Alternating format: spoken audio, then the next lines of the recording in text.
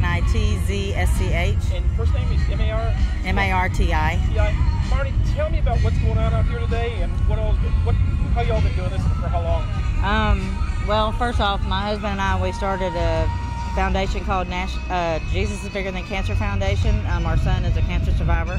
He's 6 years old, 4.5 years remission. We started this cook-off last year. This is our second annual cook-off, and it's done nothing but get bigger. We are raising funds for Texas Children's Cancer Center. We were able to donate $5,000 to the Cancer Center last year. We also use money to help families with parking and food and expenses that they may incur while they have to stay there with their child.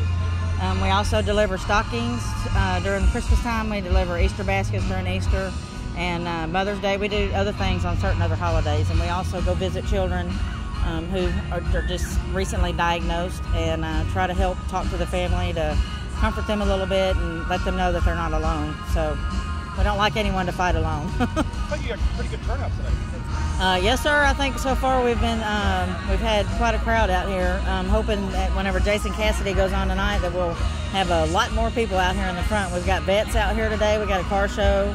We've got vendors. We've got kids corral, and we're going to be honoring all the cancer kids around 5:30 during the awards.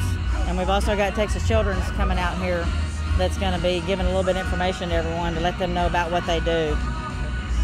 All right, I appreciate it. Today. Good. What's your name, Hunter? Hunter. What do you think about all this, Hunter? It's good. You having a good time out here today? Tell me what you're really liking about this today. How about the kids' queue? The jumping houses. The what? The jumping houses. Jumping houses, huh? Okay. How this came about?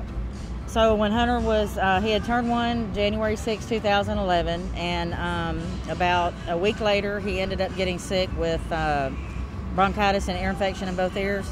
And we took him to his pediatrician. He was on antibiotics for 10 days, took him back to the pediatrician for a checkup. When he went in, his left ear canal was totally swollen shut. The doctor couldn't see in it, and you could feel a little bump on the side of his head.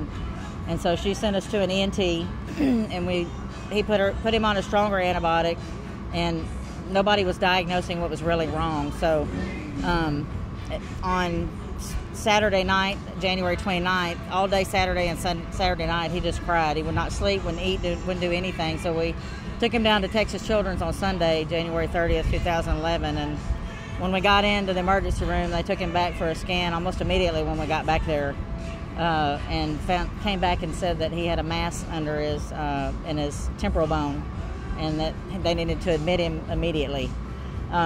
So that Tuesday, they prepped him for surgery. They were doing all kinds of scans and tests to see, what else they needed to do. That Thursday, they did 13-hour surgery and removed the tumor. And about 8 days later is when we found out that it was a bone cancer called Ewing sarcoma. So it's something that most doctors don't even notice, or they don't really know what it is.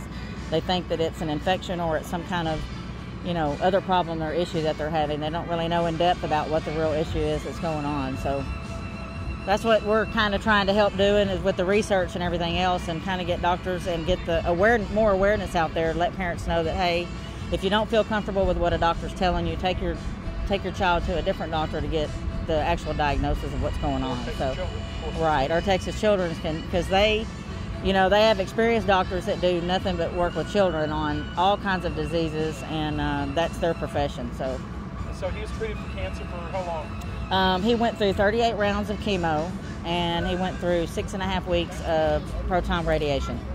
So he finished up December 23rd, 2011 with all of his treatments. And so then within 9 months, basically he was in remission, and he has been since?